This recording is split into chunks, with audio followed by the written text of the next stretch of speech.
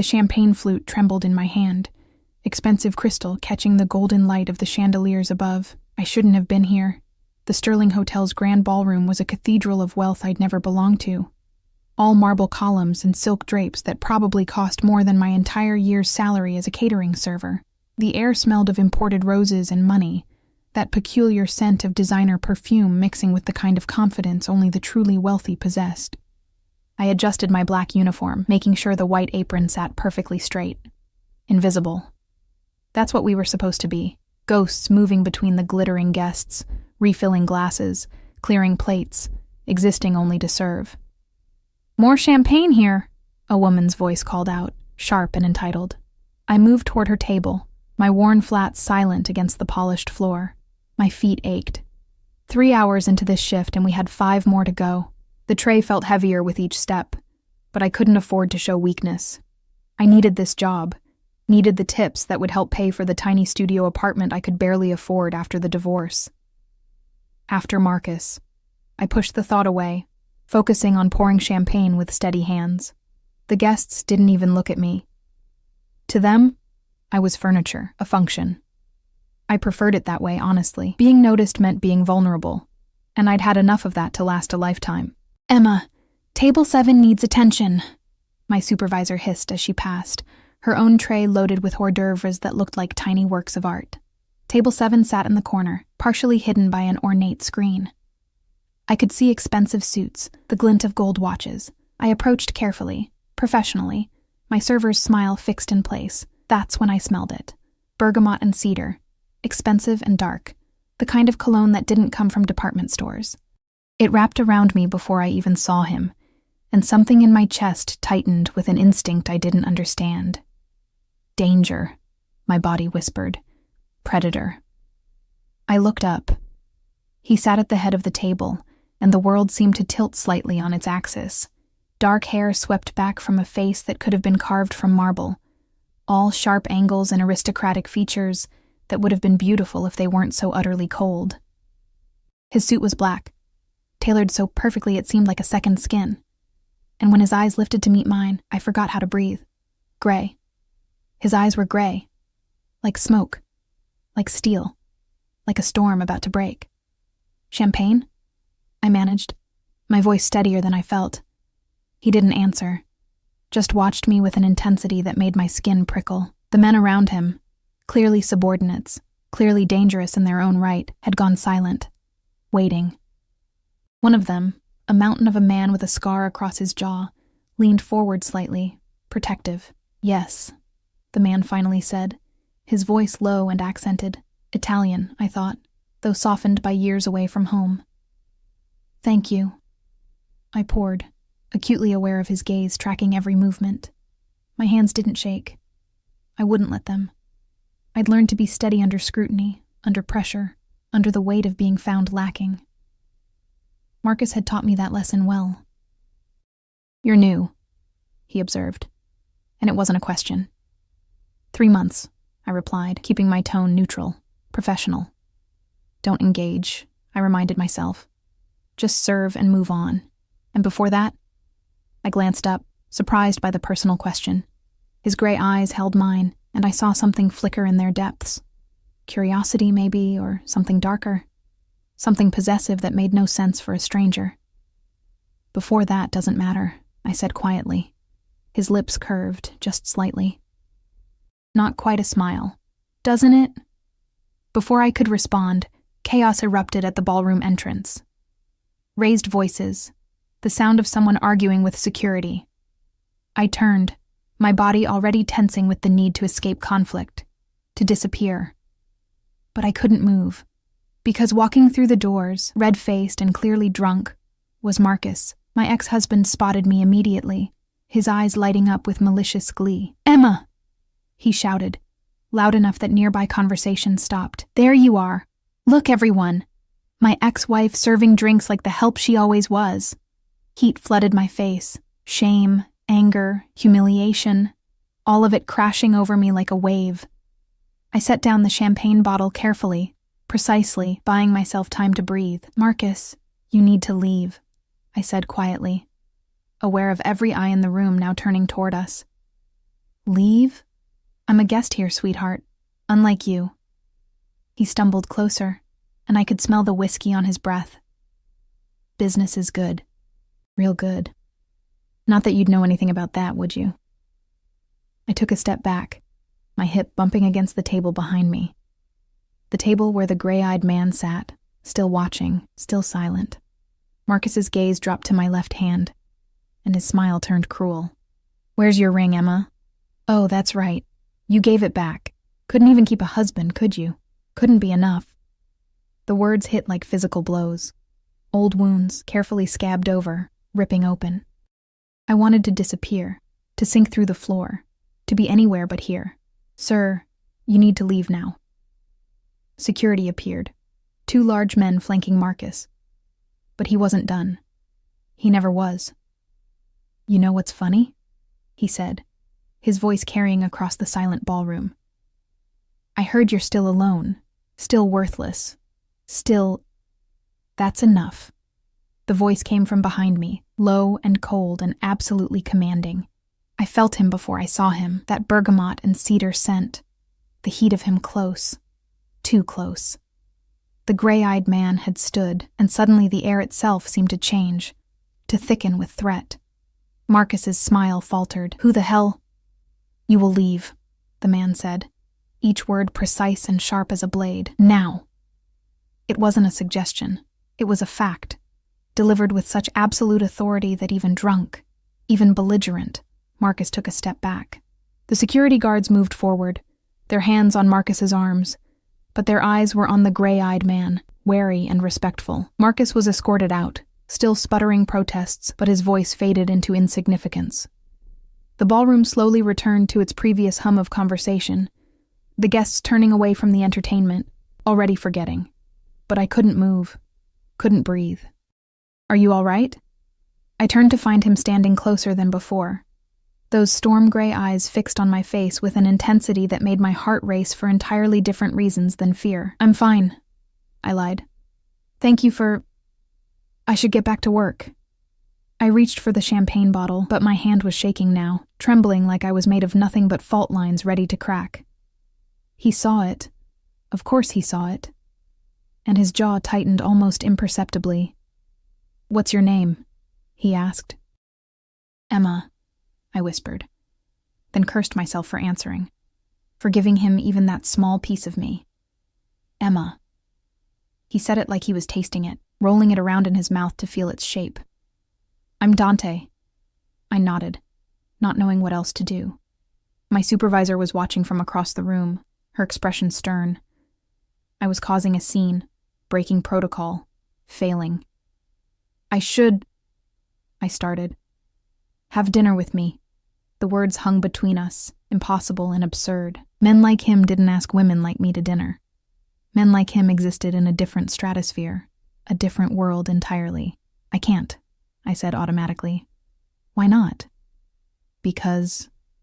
I gestured helplessly at my uniform, at the ballroom, at the vast gulf between us that should have been obvious. Because this is my job, and you're a guest, and I can't... Tomorrow, then. He reached into his jacket, pulled out a card. Black, expensive, with only a phone number embossed in silver. Call me. He pressed it into my palm, his fingers warm against my skin. The touch lasted only a second, but I felt it everywhere. A spark that traveled up my arm and settled somewhere dangerous in my chest. I won't, I said, but my fingers closed around the card. You will. He said it with absolute certainty, like he could see the future and I was already in it. Because your ex-husband was wrong, Emma. You are enough. More than enough. Then he was gone, moving through the crowd with his men flanking him. I noticed them now, the way they cleared a path, the way other guests stepped aside without seeming to realize they were doing it. Power, I thought, real power, the kind that didn't need to be announced. I looked down at the card in my hand. The number seemed to burn into my palm. I should throw it away, should forget this ever happened, should remember that I'd tried the fairy tale once before, and it had ended with me serving champagne while my ex-husband mocked me in front of strangers, but even as I thought it, I was tucking the card into my apron pocket. Even as I returned to work, my hands finally steady, I could still feel the ghost of his touch on my skin. Even as I told myself I would never call, I knew I was lying, because Dante had looked at me like I was visible, like I mattered, like I was something more than just the broken pieces Marcus had left behind. And God help me, I wanted to feel that way again. The rest of the shift passed in a blur. I moved mechanically, pouring drinks, clearing plates, smiling that professional smile that never reached my eyes, but my mind was elsewhere, replaying the moment over and over. The way Dante had stood, the absolute authority in his voice, the protective fury I'd glimpsed before his expression went cold again. No one had stood up for me like that. Not in so long. When I finally clocked out at midnight, my feet screaming and my back aching, I found my supervisor waiting by the employee exit. "Emma, a word." My stomach dropped. Here it came. The lecture about causing scenes, about inappropriate interactions with guests, maybe even a termination. "I'm sorry about tonight," I started. "My ex-husband, Mr. Caruso asked about you." She cut me off, her expression unreadable. "Who?" "Dante Caruso." She said the name carefully, like it meant something I should understand. "He wanted to make sure you weren't harassed further. He also..." She paused, seeming to choose her words. "He left something for you." She handed me an envelope, heavy cream paper, my name written across the front in elegant script. "Mr. Caruso is an important client," my supervisor continued, her tone pointed. "Very important. If he requests your service at future events, you will accept." "Understood?" I nodded mutely, clutching the envelope. "Good. You're scheduled for the Rothschild Gala next Saturday. Mr. Caruso will be attending." She left me standing there in the harsh fluorescent light of the employee corridor, my world tilting on its axis for the second time that night. I didn't open the envelope until I was home. The deadbolt locked on my studio apartment. The sounds of the city muted through thin walls. My hands shook as I slid my finger under the seal. Inside was a check, $5,000, and a note, written in the same elegant hand, "For your trouble. Though I suspect your ex-husband was the one who should be compensating you." I stared at the check until my vision blurred. $5,000. More money than I'd seen since before the divorce, since Marcus had drained our accounts and left me with nothing but debt and the knowledge that I'd never been enough. I should return it. Should call that number on the black card and tell Dante Caruso that I wasn't for sale, that his money couldn't fix what was broken in me. Instead, I set the check carefully on my tiny kitchen counter and pulled out the black card. My phone felt heavy in my hand. The number glowed on the screen as I typed it in. I didn't press call. Not yet. But I saved it. Under a name that made my heart race and my breath catch. Dante. And as I finally fell into bed, exhausted and confused and terrified of the future, I could feel bearing down on me like a train. I couldn't stop thinking about storm-gray eyes and the way he'd said my name. Like I was someone worth knowing, like I was someone worth protecting, like I was someone worth more than the nothing I'd become. I didn't call him. For 3 days, that black card sat on my kitchen counter like a live grenade, dangerous, and waiting.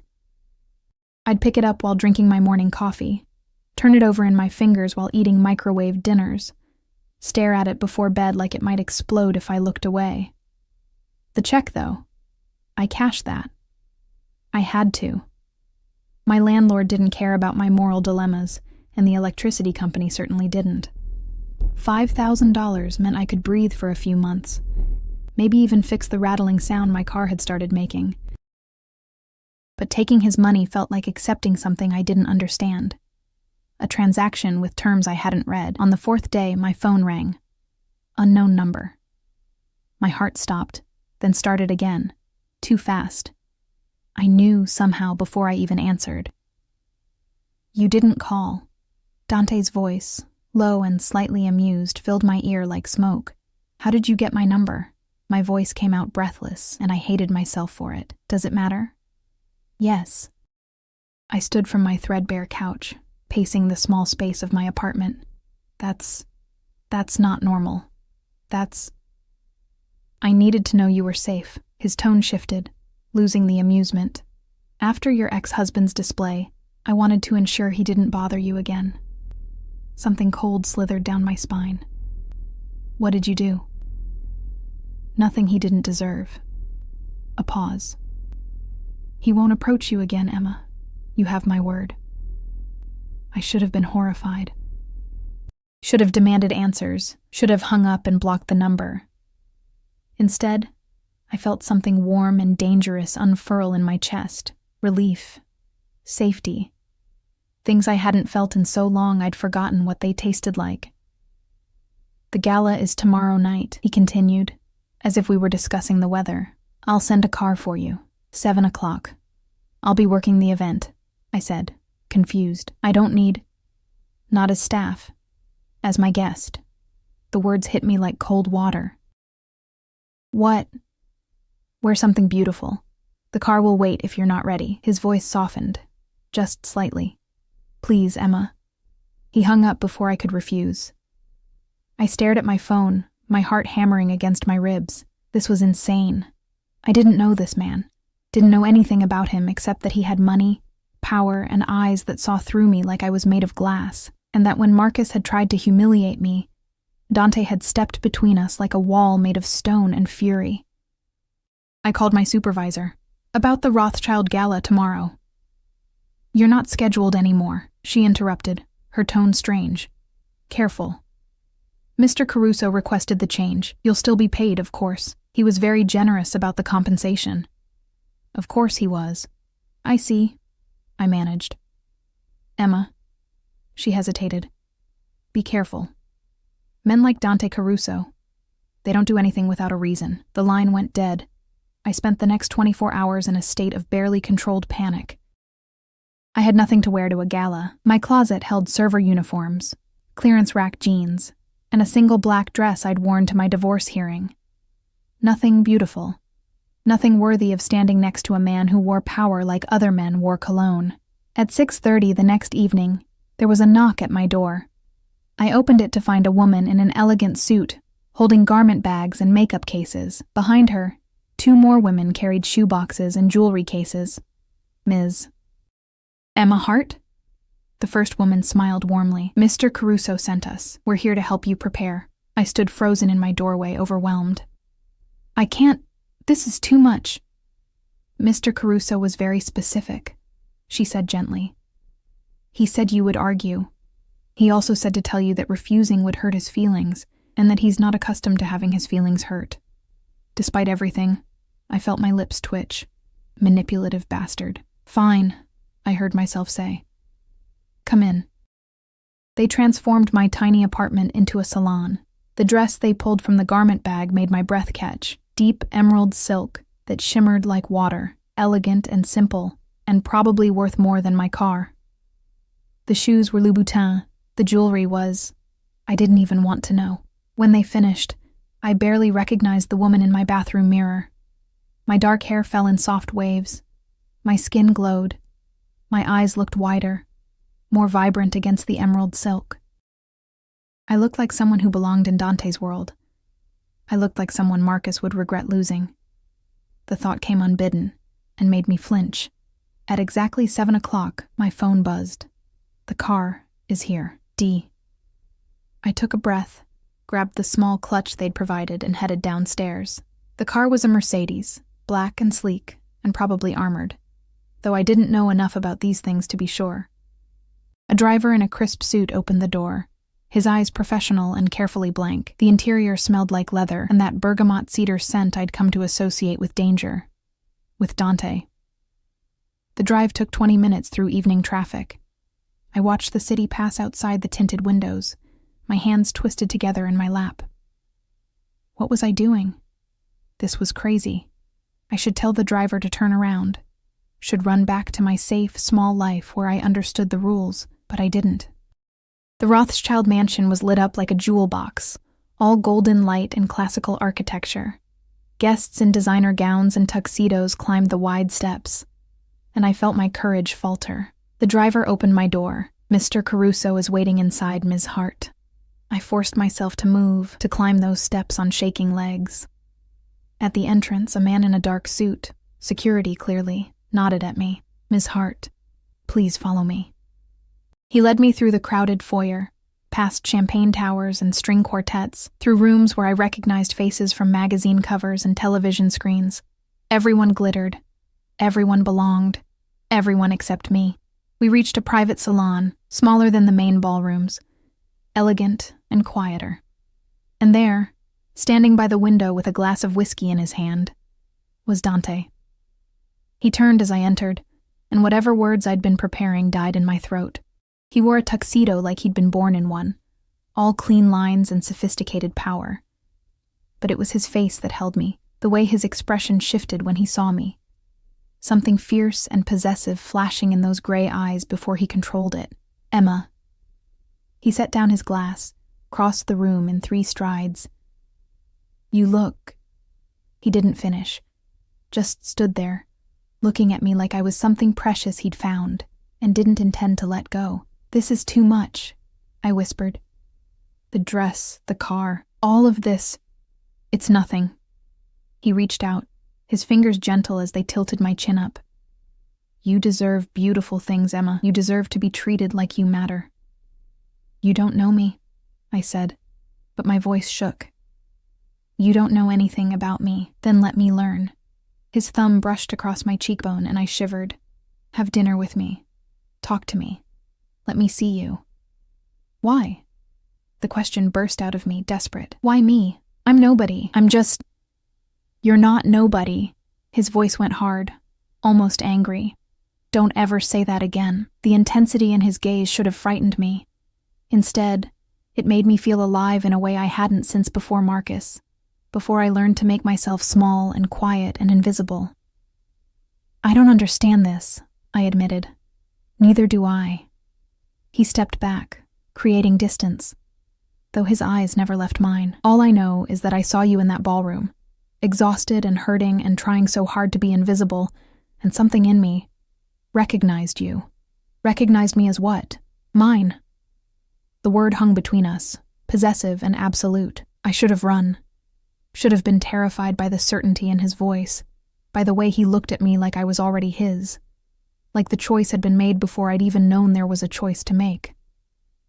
Instead, I felt heat bloom in my chest, dangerous and addictive. "I was married before," I said, needing him to understand. "It ended badly. I'm not good at this." "He was a fool." Dante's jaw tightened. "And he hurt you." It wasn't a question. "Yes." The admission felt like opening a vein. "He won't again." He said it with such finality, such dark promise, that I believed him. "No one will. Not while I'm here." A knock at the door interrupted us. One of the men from the ballroom, the scarred one, entered, his expression carefully neutral. "Boss, they're ready for you." Dante nodded, then offered me his arm. "Will you stay? Let me show you off. Let everyone see how beautiful you are." I knew I should refuse. Knew this was moving too fast, spiraling into something I couldn't control. But when I looked into those storm-gray eyes, I saw something that terrified and thrilled me in equal measure. I saw a man who would burn the world down if someone tried to hurt me. I took his arm. The ballroom erupted into noise and light as we entered. Conversations paused, heads turned, eyes tracked us, tracked me with curiosity and speculation. I felt naked, exposed, every insecurity rising up to choke me. Dante's hand covered mine where it rested on his arm, warm and steady. "Breathe," he murmured. "I have you." And somehow, impossibly, I believed him. The evening passed in a blur of introductions I wouldn't remember, and conversations I barely followed. Dante never left my side, his presence a constant shield between me and the curious stares. When someone's eyes lingered too long, his hand would settle on the small of my back, possessive.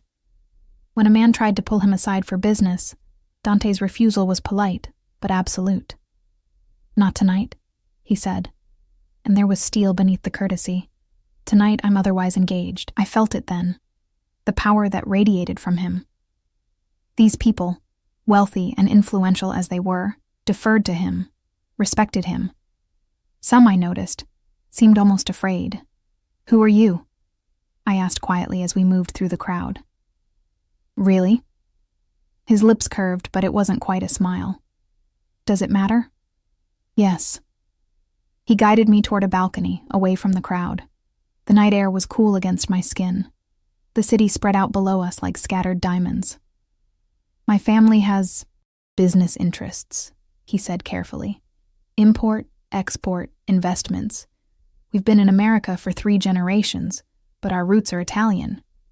"That's not what I'm asking." Those gray eyes fixed on me, assessing. "No," he agreed, "it's not." "Are you dangerous?" My heart hammered, but I needed to know. "Yes." He didn't hesitate, didn't try to soften it. "Very." "Should I be afraid of you?" "No, Dolcezza." The endearment rolled off his tongue like honey and smoke. "Never of me." "But for me, perhaps. Being close to me comes with risks." "What kind of risks?" "The kind that mean I surround myself with guards. The kind that mean I trust very few people. The kind that mean—" He stopped, his jaw tightening. "The kind that mean I shouldn't be standing here with you, pulling you into my world, but I'm too selfish to let you go." I should have walked away, should have thanked him for a lovely evening and returned to my safe, small life. Instead, I stepped closer. What if I don't want to be let go? His control cracked, just for a moment. I saw hunger flash in his eyes, raw and desperate. "Emma." "I'm tired of being invisible," I whispered. "I'm tired of being safe and small and nothing. When I'm with you, I feel like I matter, like I'm real." "You are real." His hands came up to frame my face, gentle despite the intensity burning in his gaze. "You're the most real thing I've encountered in years." He kissed me then, and the world fell away. His lips were soft but demanding, tasting of whiskey and dark promises. I melted into him, my hands fisting in his jacket, anchoring myself against the storm.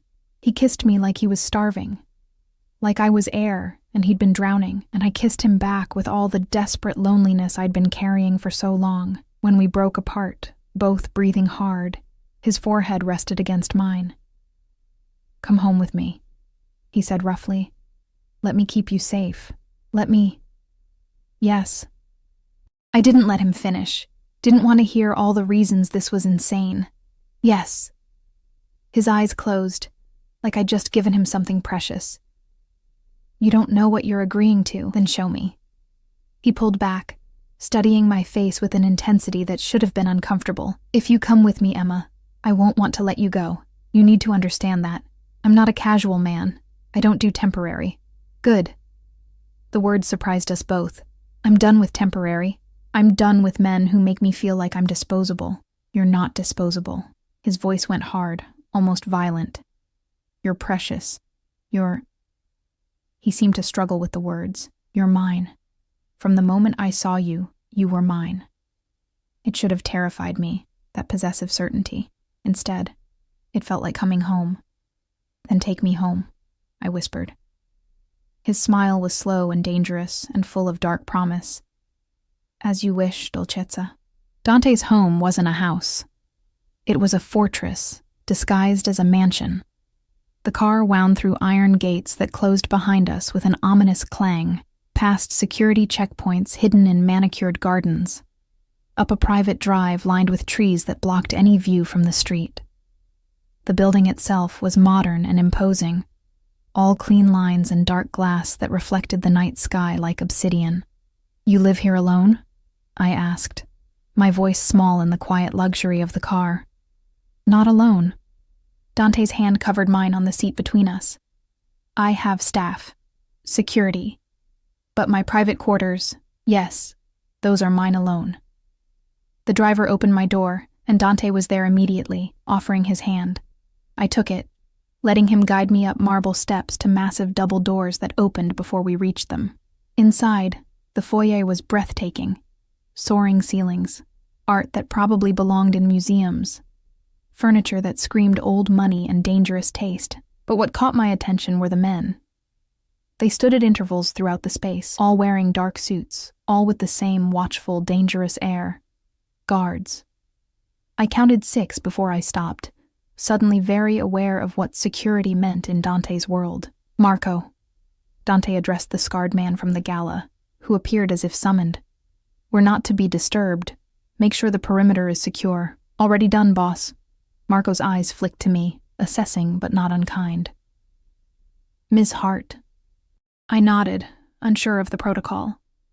Dante led me through the house, past rooms I barely registered, until we reached a private wing. Here, the atmosphere changed. Warmer, more lived in. He opened a door to what was clearly his study. All dark wood and leather, with floor-to-ceiling windows overlooking the city. "Drink?" he offered, moving to a bar that probably cost more than my car.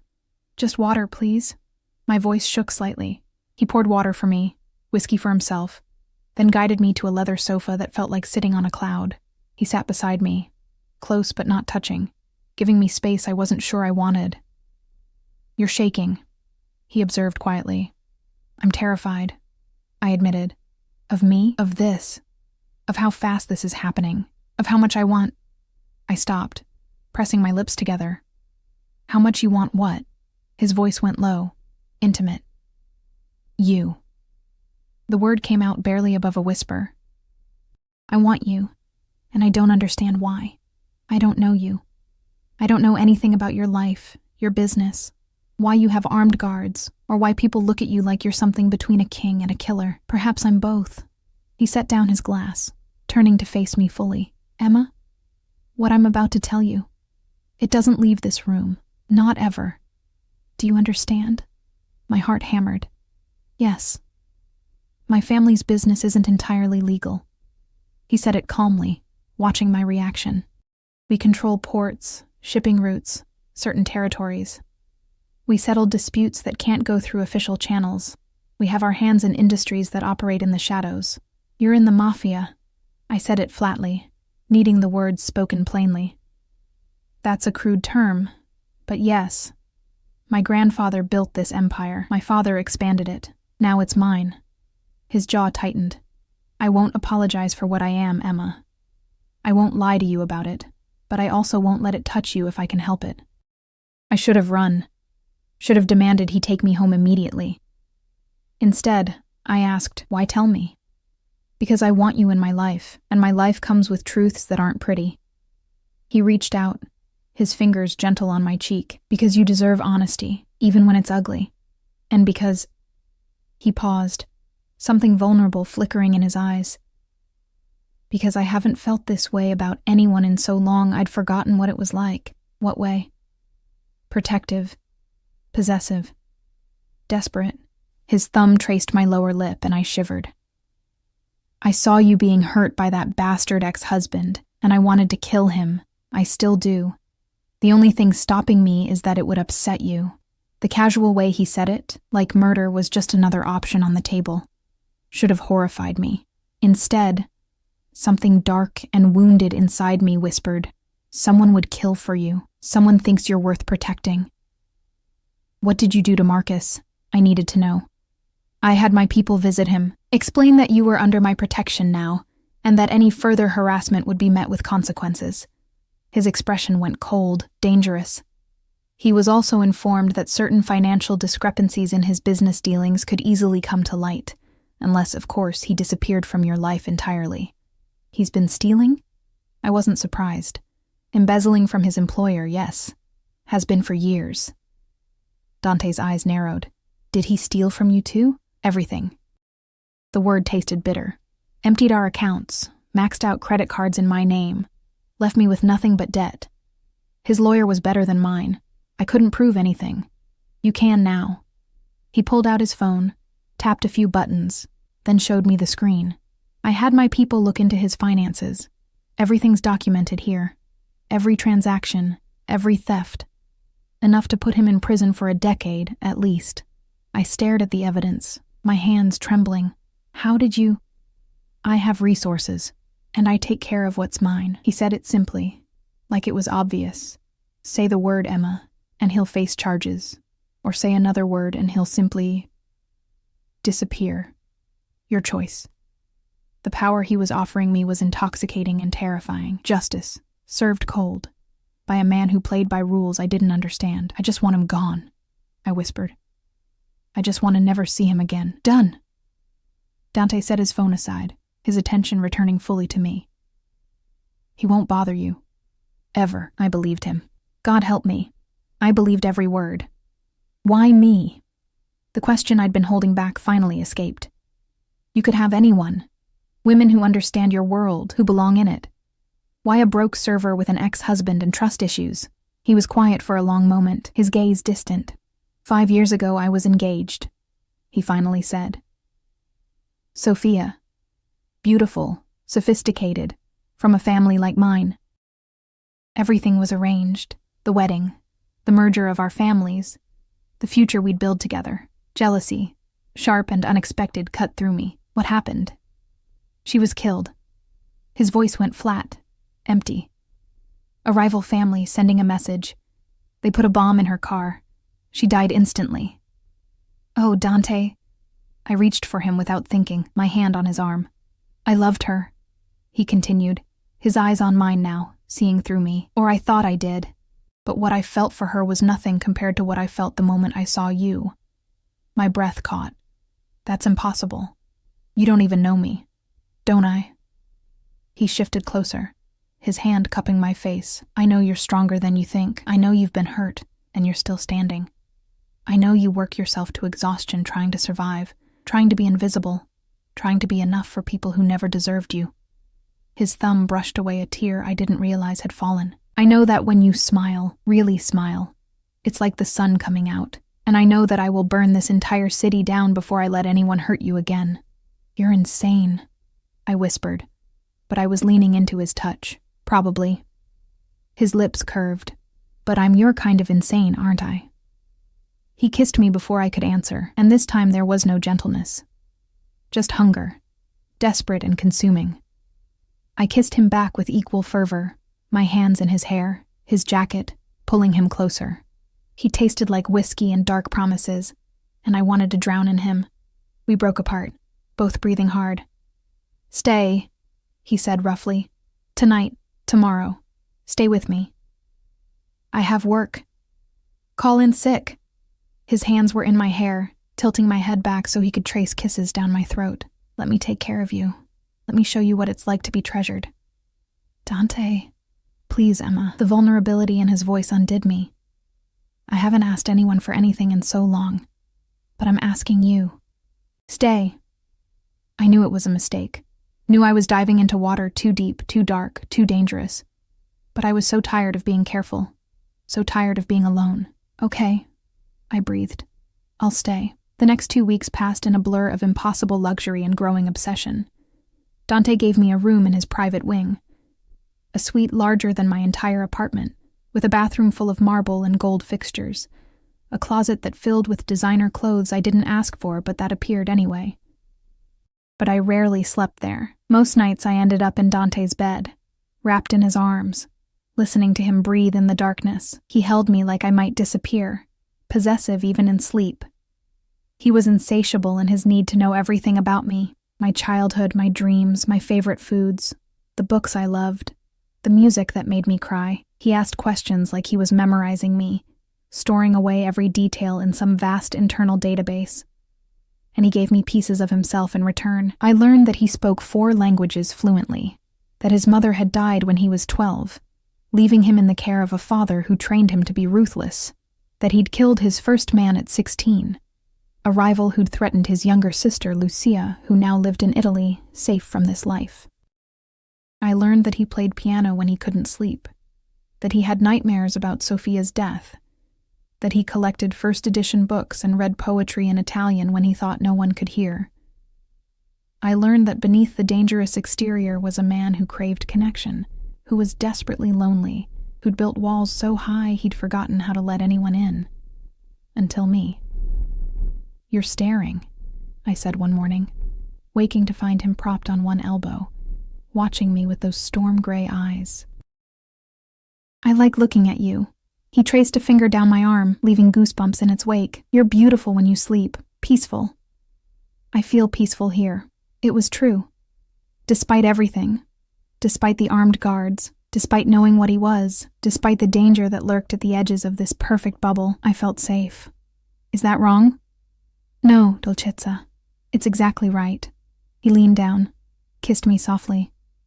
You're supposed to feel safe with me. Always. On the 15th day, but the bubble couldn't I was in last Dante's forever. study, reading while he worked at his desk, when Marco appeared in the doorway. His expression was grim. Boss, we have a problem. Dante's eyes cut to me, then back to Marco. My office. Now. He kissed my forehead. Stay here. Don't leave this room. Dante, what? Please, Emma. Trust me. His eyes were hard, dangerous. The ruthless man I'd glimpsed but never truly seen. Stay here. He left, and I heard the click of the lock. He'd locked me. Panic fluttered in my chest. I moved to the door, tried the handle. Solid. I was trapped. For protection, I told myself. He's keeping you safe. But my hands were shaking as I pressed my ear to the door, trying to hear. Voices low and urgent. Dante's, controlled but with an edge of fury I'd never heard before. Marco's delivering information I couldn't quite make out. Then a word that made my blood run cold. Valentino. And another. Retaliation. I backed away from the door, my heart racing. This was real. The danger, the violence, the world Dante lived in.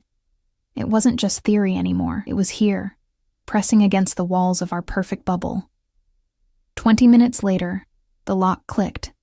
Dante entered, his expression carefully controlled. But I could see the tension in his shoulders, the fury burning in his eyes. What happened? I asked. Nothing you need to worry about. He moved to pour himself a drink, his movements precise. Don't do that. I stood, crossing to him. Don't shut me out. You said you'd be honest with me. His jaw tightened. A rival family made a move against one of my operations. It's handled. Handled how? Emma. How, Dante? He slammed the glass down, making me flinch. Then his eyes went soft, horrified. I'm sorry. I'm sorry, Dolcezza. I didn't mean to. He reached for me, and I let him pull me close. I would never hurt you. Never. I know. And I did. But I need to understand what I'm part of now.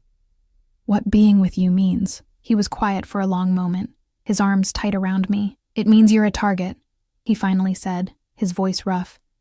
It means that anyone who wants to hurt me will see you as a weakness. It means I have to keep you surrounded by guards, locked away, protected every second. He pulled back to look at me. It means I should let you go, send you back to your safe, normal life, before someone uses you against me. Is that what you want? My voice shook. No. The word was torn from him. God help me, no. I want to keep you here, locked in this house where nothing can touch you. I want to chain you to me so you can never leave. I want... He stopped, his control cracking. I want you more than I've wanted anything. And it's going to get you killed. Then teach me, I said, my hands on his face making him look at me. Teach me how to survive in your world. Don't lock me away like I'm made of glass. Trust me to be strong enough. His eyes searched mine, desperate and afraid and hungry. You don't know what you're asking. Yes, I do. I rose on my toes, kissed him hard. I'm asking you to let me choose you. Danger and all. I'm asking you to stop trying to protect me from you and start teaching me how to protect myself. Emma, I love you. The words fell between us like stones, heavy and irrevocable. I know it's too soon. I know it's crazy, but I love you. And I'm not going anywhere. He stared at me like I'd just given him the world and taken it away at the same time. Then he was kissing me, desperate and fierce, his hands in my hair, holding me like I was the only solid thing in his universe. I love you, he said against my lips, his voice breaking. Ti amo, Dolcezza. I love you so much it terrifies me. We didn't make it to the bedroom. The next morning, I woke to find Dante already dressed, standing by the window with his phone pressed to his ear. His voice was low, controlled, but I could hear the steel beneath it. I don't care what Valentino thinks he's owed. He crossed a line. A pause. Then make him understand, permanently, if necessary. He hung up, and only then seemed to notice I was awake. His expression softened immediately, the ruthless boss disappearing behind the man who loved me. "I didn't mean to wake you," he said, crossing to the bed. "Who's Valentino?" I asked, sitting up and pulling the sheet around myself. Dante's jaw tightened. "A problem I'm handling." "That's not an answer." He sat on the edge of the bed, his hand reaching out to tuck a strand of hair behind my ear. "Marco Valentino runs a rival family. We've had an uneasy peace for years, territories divided, operations separate. But he's been testing boundaries, pushing into areas that belong to me. And last night, he hit one of my warehouses, burned it to the ground." Dante's eyes went cold. "He's sending a message, trying to make me look weak. What are you going to do?" "What I have to." He stood, his posture rigid. "I need to meet with my captains this afternoon, plan our response. You'll stay here with guards." "No." I climbed out of bed, wrapping the sheet around myself like armor. "You said you'd teach me. You said you'd stop locking me away." "This is different, Emma. This is dangerous. Everything about you is dangerous." My voice rose, frustration spilling over. "But I chose this. I chose you. So either trust me to handle it, or admit that you see me the same way Marcus did, as something fragile that needs to be protected from reality." His expression darkened. "Don't compare me to him. Then stop treating me like I'll break." I moved closer, my hand on his chest. "I survived a marriage that destroyed me. I survived losing everything. I'm stronger than you think." He stared at me for a long moment, conflict warring in his eyes. Then his hand covered mine, his thumb stroking across my knuckles. "Fine," he said quietly. "But you stay close to me. You don't leave my sight. And if I tell you to run, you run. Understood?" "Understood." The meeting was held in a private room at one of Dante's restaurants, a legitimate business that served as cover for less legal operations. The space was elegant, windowless, swept for bugs daily according to Marco, who arrived before us with 3 other guards. I sat beside Dante at the head of a long table, acutely aware of the 7 men who filed in over the next 10 minutes.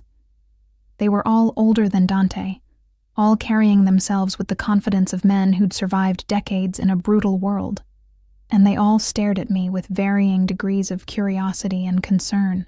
"Gentlemen," Dante began, his voice carrying absolute authority. "This is Emma. She's under my protection, and she's staying. Anyone has a problem with that?" Silence. Then an older man with silver hair and cold blue eyes spoke. "With respect, boss, bringing a civilian into this meeting is my decision." Dante cut him off. "And my decision is final. Now, shall we discuss Valentino, or would you prefer to continue questioning my judgment?" The man sat back, his expression carefully neutral, but I saw the calculation in his eyes, the assessment. I was a weakness, a liability, something that could be used against Dante. I lifted my chin and met his stare evenly. I wouldn't cower. The meeting proceeded with brutal efficiency. Maps were spread across the table, territories marked, operations detailed. Valentino had indeed been pushing boundaries, stealing shipments, bribing dock workers, intimidating business owners who paid Dante for protection. "He's trying to provoke a war," one of the captains said. "Make us overreact so he can claim self-defense to the commission." "Then we don't overreact," Dante replied calmly. "We respond precisely, strategically. Marco, I want surveillance on all of Valentino's operations. Every warehouse, every club, every safe house. I want to know where he sleeps, what he eats, who he's fucking." "Already in motion, boss. Good." Dante leaned back in his chair, his fingers drumming against the table. "We hit him where it hurts most. His money. The shipment coming in next week. The one with the pharmaceuticals. I want it intercepted. That's 10 million in product," another captain said. "He'll have it heavily guarded. I don't care if he has an army." Dante's voice went cold. "I want that shipment, and I want him to know it was me who took it." They discussed logistics, guard rotations, timing. I listened, trying to understand the chess game being played, the careful balance of power and violence. Then the silver-haired man spoke again. "What about collateral damage? Valentino has a wife, kids." We don't touch civilians, Dante said firmly. We're not animals. This stays between soldiers. Relief flooded through me. Despite everything, despite the violence inherent in this world, Dante had lines he wouldn't cross. The meeting concluded an hour later. As the men filed out, several nodded to me. Respect, maybe, or at least acknowledgement. I'd sat through their war council without flinching. It was something. When we were alone, Dante pulled me close. You're trembling. I'm fine. I wasn't. My hands were shaking, my heart racing with the reality of what I'd just witnessed. Plans for theft, for violence, discussed as casually as business strategy. You don't have to pretend with me, Dolcezza. His lips brushed my temple. It's all right to be scared. I'm not scared of you, I said truthfully. I'm scared for you. His arms tightened around me. I've survived this long. I'm not going anywhere. You can't promise that. No, he agreed quietly. But I can promise that I'll fight like hell to come back to you. Every time. Over the next week, I watched Dante orchestrate his response to Valentino with the precision of a master tactician. Guards were repositioned, surveillance established, plans refined and refined again. He kept me close, as promised. I attended meetings, learned names and faces, began to understand the intricate web of loyalty and fear that held his organization together. And I saw the toll it took on him. Late at night, when he thought I was sleeping, I'd feel him leave the bed. I'd hear him in his study, on the phone. His voice low and hard. Sometimes I'd wake at 3 a.m. to find him at the piano, playing melancholy pieces that made my chest ache. You need to sleep, I said one night, padding into the study in one of his shirts. Can't. He didn't look up from the papers spread across his desk. The shipment arrives tomorrow. Everything needs to be perfect. I moved behind him, my hands on his shoulders, kneading the tension I found there. When was the last time you slept more than 3 hours? I'll sleep when this is over, Dante. I can't afford mistakes, Emma. He finally looked up at me, and I saw the exhaustion in his eyes, the weight of responsibility. One wrong move, one miscalculation, and people die. My people. Maybe even you. Then let me help. I circled the desk, perched on the edge in front of him. Tell me what you need. I need you safe. His hand settled on my thighs, warm through the thin fabric. I need to know that when this gets ugly, and it will get ugly, you're somewhere Valentino can't reach you. Where would that be? Here? Surrounded by your guards? Some safe house where I'll go crazy waiting? I cupped his face, making him look at me. I'm safest with you, right here. You have too much faith in me. I have exactly the right amount of faith in you. I leaned down, kissed him softly. Come to bed. You can't plan if you're too exhausted to think straight. 5 more minutes. Now, Dante. I stood, pulling him up with me. Your captains have their orders. Your men know what to do. You've done everything you can. Now come to bed and let me take care of you. He followed, too tired to argue. In the bedroom, I pushed him down onto the mattress, straddled his hips, and began unbuttoning his shirt.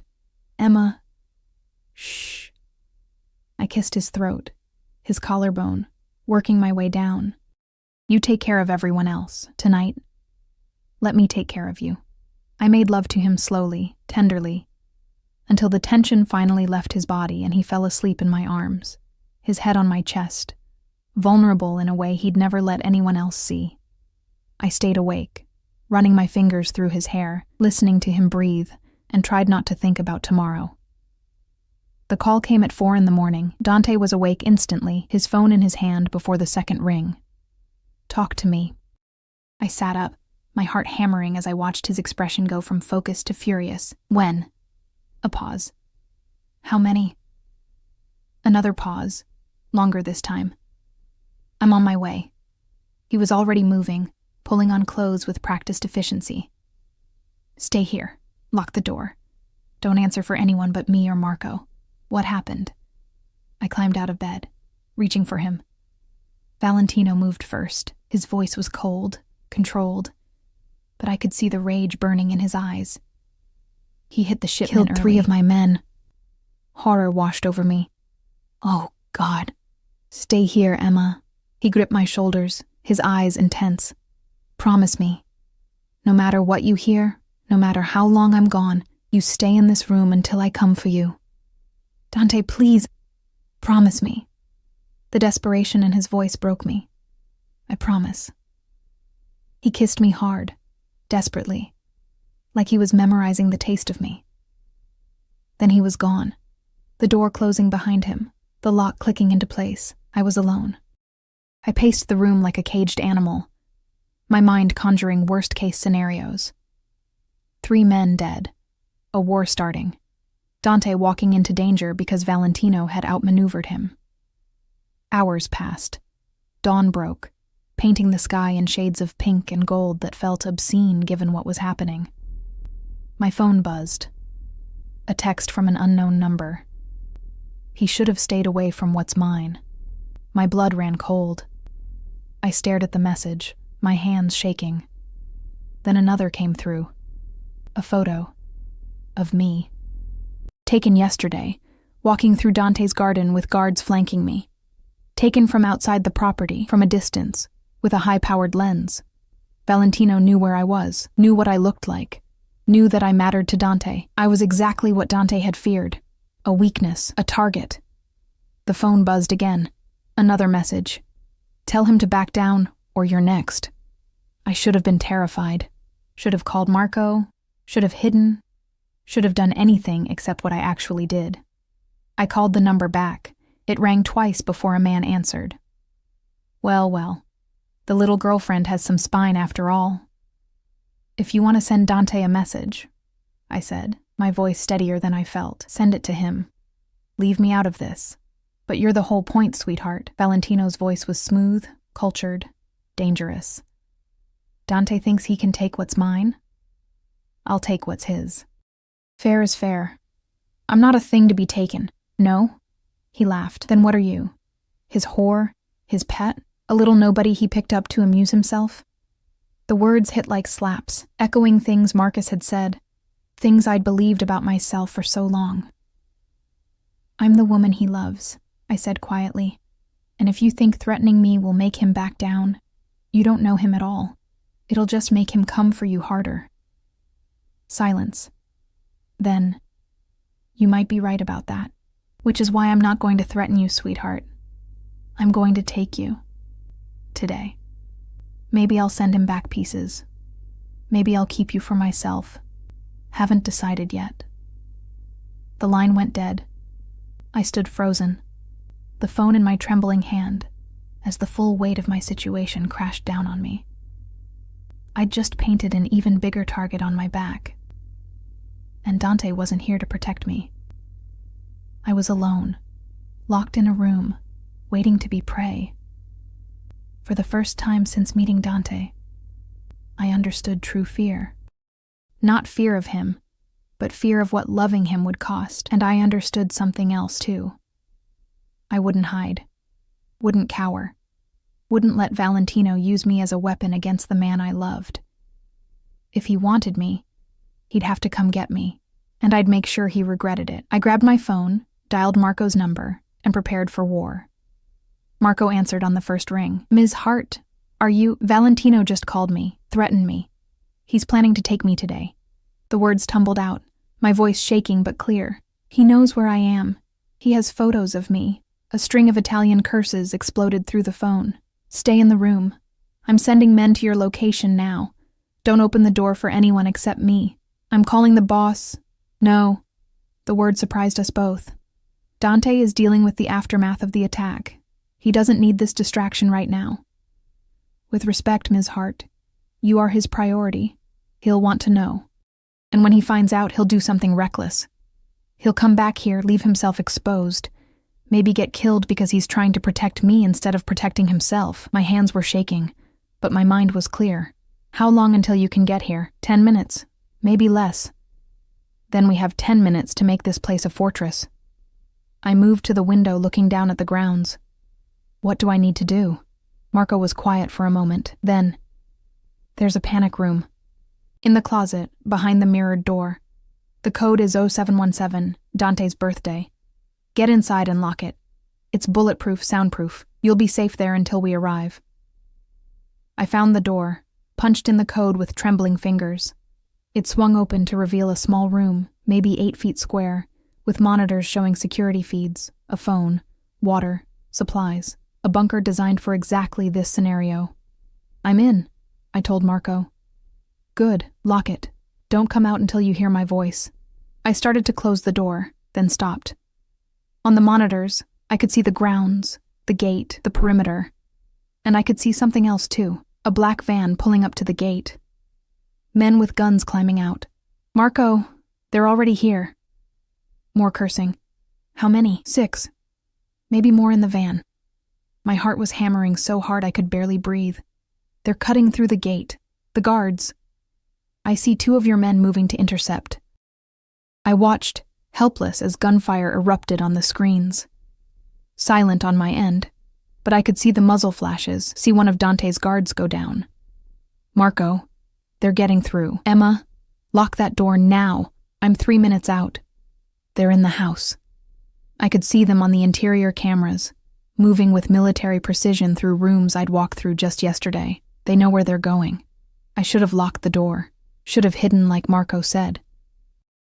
But something in me rebelled against cowering, against being the helpless victim one more time. I'd spent years being invisible, being powerless, being nothing, not anymore. I left the panic room, grabbed my phone, and looked around Dante's bedroom for anything I could use as a weapon, his closet. I pulled open drawers until I found what I was looking for, a gun. Small, elegant, deadly. I'd never held a weapon before. The weight of it in my hand was terrifying and empowering in equal measure. The bedroom door handle turned, locked. Then the sharp crack of someone kicking it. Once, twice. The wood splintered. I raised the gun with shaking hands, pointing it at the door as it burst open. 2 men entered, both armed, both moving with the casual confidence of professionals. They stopped when they saw me, surprise flickering across their faces. "Well," one of them said, smiling. "Boss said she had spine, didn't say she was stupid." "Put the gun down, sweetheart," the other one said, his weapon trained on my chest. "Before you hurt yourself. Get out." My voice shook, but I didn't lower the gun. "Get out of this house." "Can't do that. We have orders." The first man moved closer, slow and careful. "You can come easy, or you can come hard. Your choice. I'm not going anywhere with you. See, that's not actually an option." He was close now. Too close. "Drop the gun, and..." I pulled the trigger. The recoil surprised me, sent me stumbling back. The shot went wide, embedding in the wall. But it was enough. Both men dove for cover, giving me precious seconds. I ran. Out of the bedroom, down the hall, my bare feet silent on marble floors. I could hear them behind me, shouting, coordinating. The house I'd felt safe in was now a maze of danger. I took a turn, another, trying to remember the layout. The study, Dante's study, had another exit, a private staircase to his office below. Gunfire erupted behind me. I felt something burn across my upper arm, hot and sharp. I'd been hit. But I kept running. Made it to the study, slammed the door, fumbled with the lock. My arm was bleeding, the pain starting to register through the adrenaline. The door shuddered under heavy impacts. They were breaking through. I found the hidden staircase, took the steps 2 at a time, emerged in Dante's office. Locked that door too. My phone was buzzing. "Marco." I answered, gasping. "Emma, where are you?" "Dante's office, ground floor. I'm hit." "You're what?"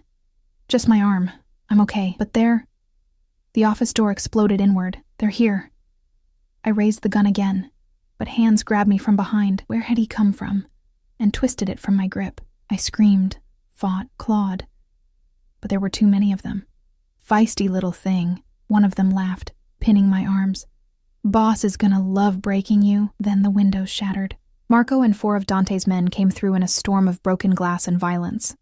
I'd never seen anything like it. Precise, brutal, efficient. Within seconds, the men holding me were dead or unconscious, and Marco was pulling me behind him, his gun tracking for additional threats. "Clear," one of his men called. Marco turned to me, his eyes scanning my injuries. "You were supposed to stay in the panic room." "I know." I was shaking now, shock setting in. "I'm sorry, I couldn't hide. I couldn't—" "You shot at them?" He sounded almost impressed. "I missed." "But you tried." He pressed a cloth to my bleeding arm. "That's more than most civilians would do. Boss is going to be—" He stopped, his expression shifting. "Ah, hell." I heard it then. The roar of engines, multiple vehicles screeching to a halt outside, doors slamming. And then Dante's voice, loud and absolutely furious. "Where is she?" He burst into the office like a force of nature, his suit splattered with blood that I prayed wasn't his eyes wild. Those gray eyes found me, took in the blood on my arm, the broken glass, the bodies on the floor, and something in him shattered. "Emma."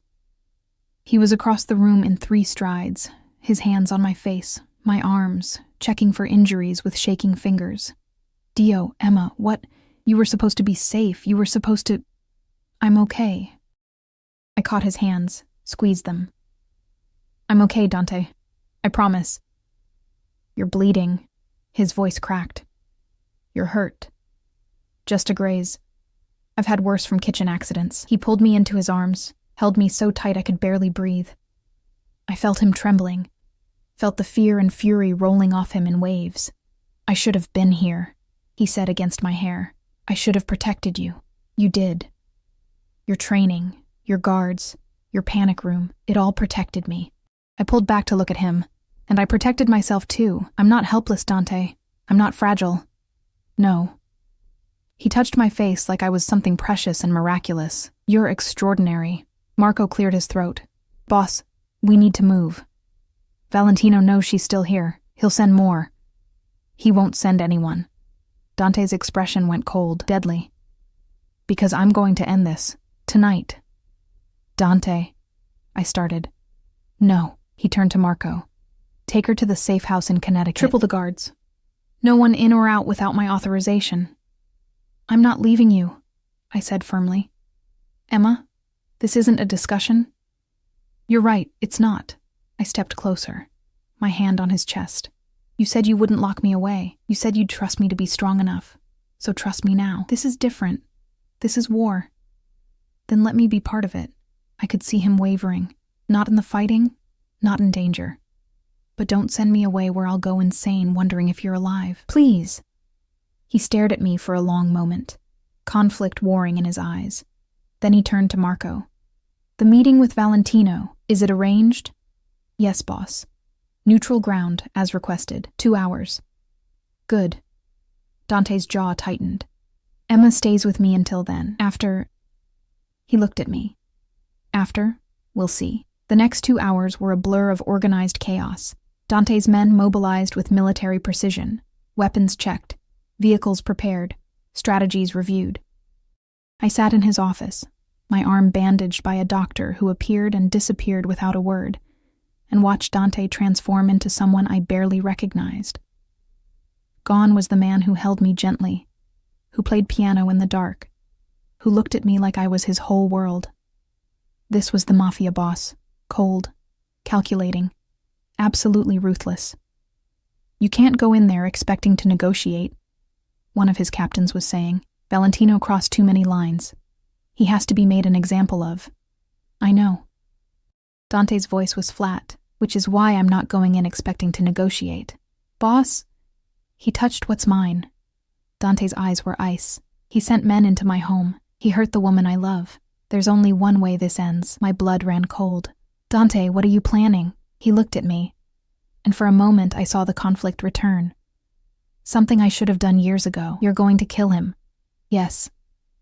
He didn't flinch from it. "And anyone who stands with him, that'll start a war." "The war already started. I'm just going to finish it." He crossed to me, knelt so we were eye level. "I need you to understand something, Dolcezza.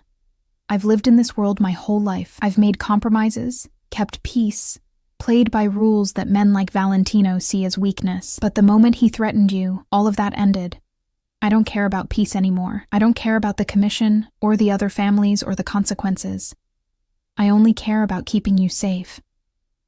Even if it destroys you? Even then. He kissed my forehead. You're worth it. You're worth everything. Then don't go. I grabbed his jacket, desperate. Walk away. We can leave, start over somewhere he can't find us. He'll find us. Men like Valentino always do. His hands covered mine. The only way to keep you safe is to eliminate the threat. Permanently. I wanted to argue. Wanted to find some other solution, but looking into his eyes, I saw the terrible truth. He was right. Valentino wouldn't stop. Wouldn't give up. Not until one of them was dead. Come back to me, I whispered. Please, Dante. Come back. Always. He kissed me, soft and lingering. I promise. He left me in the safe house, an anonymous building in the city, surrounded by guards, with Marco standing watch. The meeting was happening across town, in a warehouse on the waterfront. Neutral ground, supposedly. I paced, unable to sit, unable to think about anything except Dante walking into danger. He'll be fine, Marco said quietly. The boss has survived worse. Has he survived walking into a meeting with someone who wants him dead? More times than I can count. We waited. Minutes felt like hours. I checked my phone obsessively, though I knew Dante wouldn't call, couldn't call. Not in the middle of... The door burst open. I spun, heart in my throat, gun in hand before I realized I'd grabbed it, but it wasn't an enemy. It was one of Dante's men, breathing hard, blood on his suit. It's done, he said. Boss says to bring her home. Valentino, Marco asked. Dead. Him and 6 of his captains. The rest surrendered. The man's smile was sharp. Boss sent their heads to the commission with a message. Anyone else who touches what's his ends the same way. I should have been horrified. Should have been disgusted by the violence, the brutality. Instead, I felt only relief. It was over. And the boss? I managed. Waiting for you. Dante was standing in his study when I arrived, staring out the window at the city lights. His suit was ruined, blood splattered across the expensive fabric. But he was alive, whole. Dante. I said his name like a prayer. He turned, and the cold, deadly boss disappeared. What remained was just a man, exhausted, relieved, desperate. Emma. He crossed to me, pulled me into his arms. It's over. You're safe. You're... His voice broke. I thought I might lose you. When Marco told me about the attack, that you'd been shot, I'm here. I held him tight. I'm safe. We both are. He pulled back just enough to look at me, his hands framing my face. I need you to understand what tonight means. What I did. The commission won't forget this. Other families will see it as aggression. There will be consequences. I don't care. Emma, I don't care.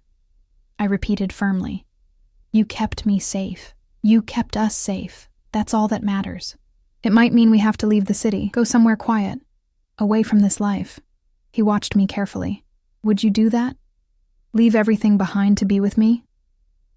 I thought about my tiny apartment, my serving job, the life I'd built from nothing after Marcus destroyed me. It wasn't much. It had never been much. But Dante was everything. Yes, I said simply. Anywhere, as long as I'm with you. Something in his expression shifted. He reached into his jacket, pulled out a small box. My heart stopped.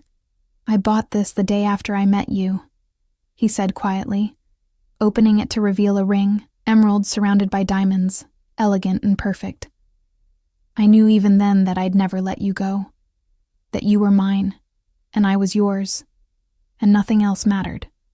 Tears blurred my vision. Dante, I know it's fast, I know it's insane, but marry me, Emma. Let me spend the rest of my life keeping you safe, making you happy, showing you that you're worth everything. He dropped to one knee, and my breath caught. Marry me. I thought about Marcus, about the cheap ring he'd given me and the emptier promises. I thought about how he'd asked where my ring was, mocking me for not being enough to keep. And then I looked at Dante, dangerous, obsessive, absolutely devoted Dante, and I knew. This was real. This was forever. Yes, I whispered. Yes, yes, 1,000 times yes. He slid the ring onto my finger, and it fit perfectly. Of course it did. He'd probably known my size from the moment he touched my hand. Then he was standing, lifting me into his arms, kissing me like I was air and he'd been drowning. Mine, he murmured against my lips. Finally, completely mine. Yours, I agreed. Always. 3 months later, we were married in a small chapel in Italy, with Dante's sister Lucia as my maid of honor, and Marco standing as best man. The ceremony was private, intimate, with only Dante's most trusted people present. I wore ivory silk and the emerald ring that never left my finger. Dante wore a tuxedo and an expression of such fierce possession that several guests smiled knowingly. When the priest said we could kiss, Dante pulled me close and whispered, "You're the best thing that's ever happened to me. Even better than taking over the family business," I teased. "Infinitely better." He kissed me softly. "You gave me something I'd forgotten existed. Hope, a future beyond violence and power plays. A reason to build something beautiful." We'd already started that building. The house in Connecticut was being renovated, turned into a home instead of just a fortress. Dante was slowly extracting himself from the bloodier aspects of his business, delegating to trusted captains while he focused on legitimate investments. It wouldn't be easy. There would always be dangers, always be threats from people who saw his happiness as weakness, but we'd face them together. That night, in the villa Dante had rented for our honeymoon, he made love to me with a tenderness that made my heart ache. Afterward, I lay in his arms, listening to his heartbeat, feeling utterly safe. "Do you ever regret it?" he asked quietly. "Choosing this life? Choosing me?" I thought about my old life, the invisibility, the loneliness, the constant feeling of not being enough. I thought about Marcus's cruelty, asking where my ring was like it defined my worth. Then I looked at the emerald on my finger, at the man who'd put it there, who'd moved heaven and earth to keep me safe. "Never," I said firmly. "You gave me something I'd lost, myself. You made me feel visible, valued, loved. How could I regret that? I love you, Emma Caruso." He said my new name like a benediction. "I love you too." I kissed him softly, my dangerous, obsessive, perfect husband. He smiled against my lips. "Perfect is a strong word. You're perfect for me. That's all that matters." And it was true. We weren't a fairy tale. We were something darker, more complicated, more real. A server and a mafia boss. A broken woman and a dangerous man. Two people who'd found each other in the chaos and decided to build something beautiful from the wreckage. As I drifted off to sleep in Dante's arms, safe and loved, and finally completely whole, I thought about how far I'd come. Marcus had asked where my ring was, using its absence to cut me down. Now I wore a ring that symbolized something he'd never understand. Real love, fierce protection, absolute devotion, and I'd never take it off. Not for anything. Not for anyone. Because I was Emma Caruso now, wife of Dante Caruso, and I was finally, beautifully enough.